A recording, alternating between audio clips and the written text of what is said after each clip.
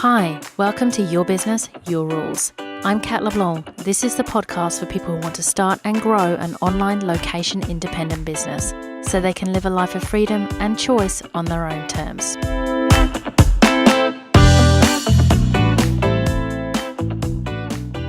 Welcome to episode 18, The Leverage Ladder. When does it make sense to skip ahead to passive income? So if you haven't listened to episode 17 yet, I definitely recommend listening to that first. In that episode, I talk about growing your business and when it makes sense to start working on passive income. Notice I said working on because it will take some work. We talked before about what you need to make passive income, and it's not just a product to sell. For it to be worth your time and for you to make what most people would consider a salary rather than some pocket money, you'll need to know your stuff well enough so that you can create a high quality product that you know for sure your clients will be able to follow you without you, if it's passive, and get results from. You'll need strong enough marketing and sales skills so that you can sell this product, as it will be harder to sell than anything that's personalized. Then you need people to sell the product to, and if you don't have a community of people that know, like, and trust you already, you are going to need to pay for traffic, and traffic needs to be warmed up. This is what we were talking about in episode 17. And remember, the lower the price point is of what you're offering, the smaller the amount of wiggle room you'll have to be able to make a sale at a profit. That said, there are some cases where you can just skip ahead. Hooray! So when can you just skip ahead to passive income? And I have seen some people do this very successfully, but you do need to be in one of these positions. Either you have really solid skills in online marketing funnels already, or you've built an audience already, preferably in the thousands, so you have people already interested in what you have to sell, or you've got enough money to pay for someone to handle your sales funnel and manage your traffic, meaning you don't have to rely on your own ability to scale or the number of people that you have in your network available already. So let's look at that in more detail. In all of these cases, you have one of the important factors of process, sales skills, or people handled already. Either you have the people to buy it already, you have the skills required to get the people already through your sales skills, or you can pay for these sales skills and get other people to do this for you. And you will require a budget in the thousands each month to do that. Unfortunately, the one you can have handled already can't be just your process. So if you already know exactly how to get people results, this is not going to cut it to create passive income from the get-go, because creating an amazing product is one thing, but you have to get the people to buy it.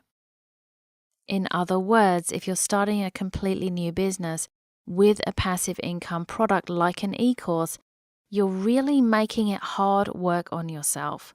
You spend months creating it only to potentially have no one to sell it to and struggle making a profit when selling it.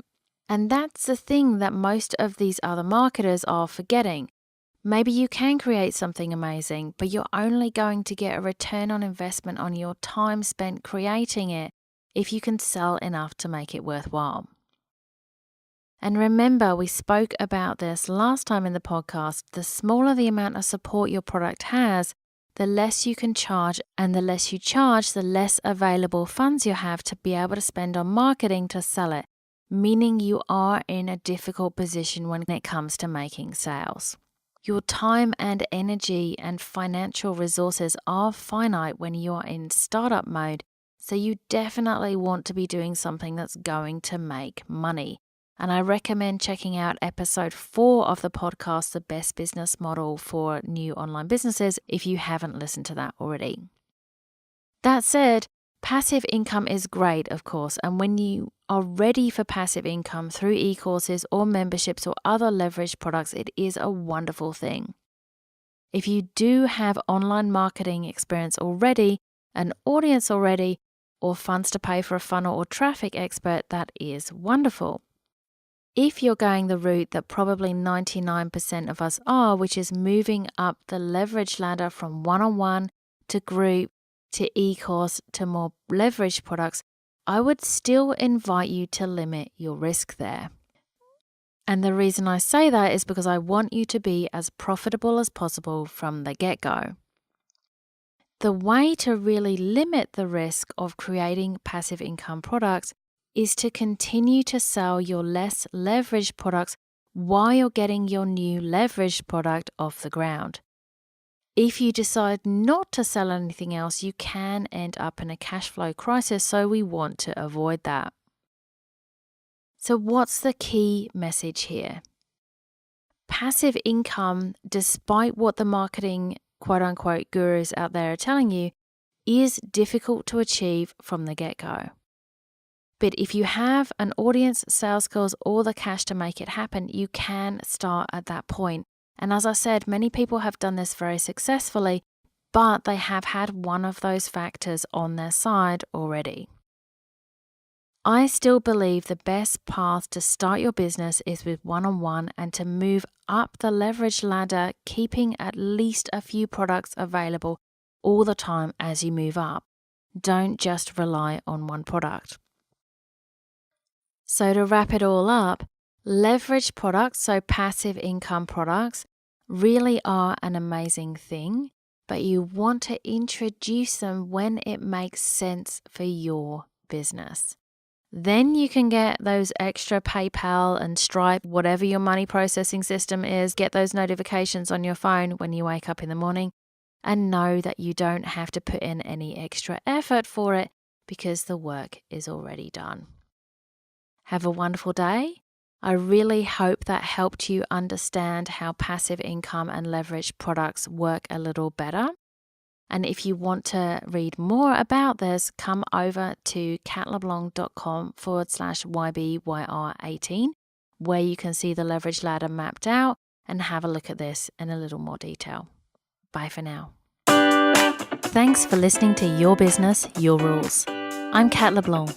If you like this show, I'd love you to subscribe, share, and leave a review on iTunes. And if you'd like to continue the conversation, head over to my website at katleblanc.com. Until next time.